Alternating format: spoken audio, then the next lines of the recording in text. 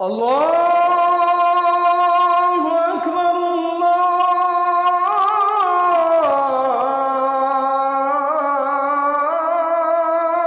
আকবার। সুন্দর প্রশ্ন, এটা তো আমাদের জানা দরকার অনেকের। স্বাভাবিক অবস্থায় চোখ বন্ধ করে নামাজ পড়া হচ্ছে মাকরুহ। চোখ বন্ধ করে নামাজ পড়া, তার কারণ রাসূল যে নামাজ আদায় করতেন দীর্ঘ সময় এই নামাজে রাসূল চোখ বন্ধ করে রাখতেন না। এজন্য ফুকাহায়ে কেরাম বলেন, একদম চোখ বন্ধ করে কেউ যদি নামাজ পড়ে তার নামাজ মাকরুহ হবে।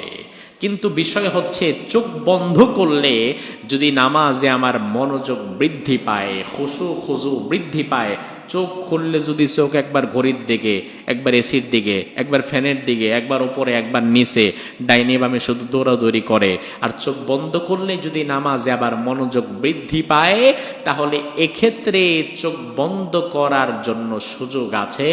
তবে একদম নামাজের শুরু থেকে শেষ পর্যন্ত চোখ বন্ধ করেই নামাজ, আল্লাহু আকবার বলে চোখ বন্ধ করছেন, আসসালামু আলাইকুম বলে চোখ খুলছেন, মধ্যখানে কিয়ামত হয়ে গেছে আপনার খবর নাই, এমনটি যেন না হয়।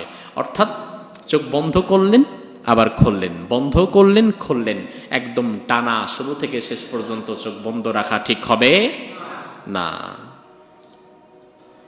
ফরজ নামাজে সিজদায় আল্লাহর কাছে কিছু চাওয়া যাবে কি বাংলায়?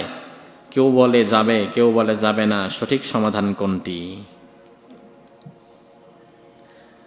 আচ্ছা, নামাজের সিজদায় বাংলায় বলতে মূলত প্রশ্ন করতে হবে যে নামাজের সিজদায় মাতৃভাষায় দোয়া করা যাবে কিনা, তাই না? তার কারণ আমার ভাষা বাংলা, যে ইন্ডিয়াতে থাকে তার মাতৃভাষা কি? হিন্দি। বিষয় হচ্ছে, ফরজ নামাজ যেগুলো, ফরজ নামাজে সিজদায় বা রুকুতে অথবা তাশাহুদের পরে আগে কখনোই মাতৃভাষায় কোনো কথা কিংবা দোয়া করা যাবে না। কারণ ফরজ নামাজটা প্রপার কমপ্লিটেড। রাসূল বলেছেন, সল্লু কামা রাআইতুমুনি উসাল্লি, আমাকে যেভাবে নামাজ পড়তে দেখো সেভাবে নামাজ আদায় করো।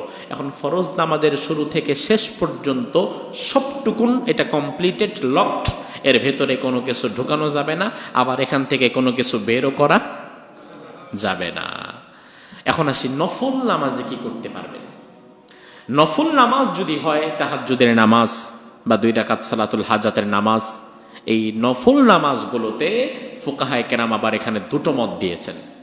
ফরজ নামাজে বাংলায় কোনো দোয়া করা যাবে না, এ বিষয়ে কিন্তু সকল ওলামায়ে কেরাম একমত, এটাকে বলে ফেললাম। তাহলে 2 নাম্বার বিষয় হচ্ছে নফল নামাজে কি করবেন। এখানে ওলামায়ে কেরাম দুটো মত দিয়েছেন। কোন ওলামায়ে কেরামের মত হচ্ছে নফল নামাজেও মাতৃভাষায় দোয়া করা যাবে না, করলে এটা মাকরুহ হবে। আরবিতে যে দোয়াগুলো আছে ওই দোয়াগুলোই করতে হবে, যেমন রব্বানা হাবলানা, রব্বানা আতিনা, রব্বানা লা তুযিগ কুলুবানা, এই দোয়াগুলো।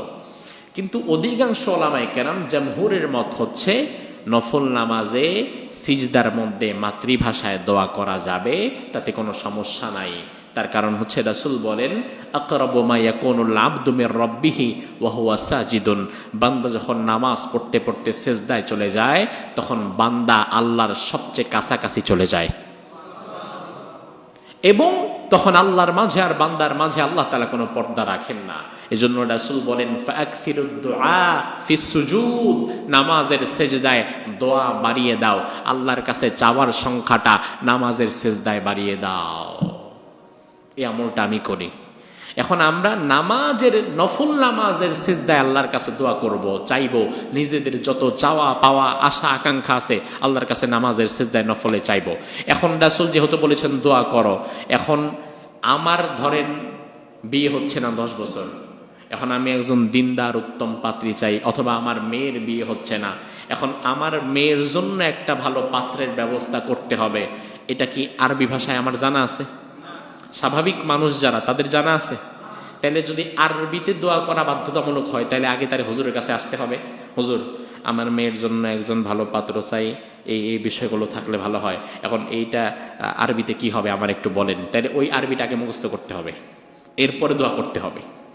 আল্লাহ তাআলা যেহেতু সব ভাষার স্রষ্টা, তিনি তো সব ভাষাই বোঝেন। এজন্য নফল নামাজে বান্দা তার মাতৃভাষায় মনের আবেগ থেকে যা দোয়া করবেন সেটা কবুল করে নেবেন কে? তবে সেটা ফরজ নামাজে না। এখন এই জন্য প্যাঁচ লাগায়েন না, একটা আবার আরেকটার মধ্যে ঢুকায়েন না। যেটা শুনবেন এটা ভালো করে মনে রাখেন।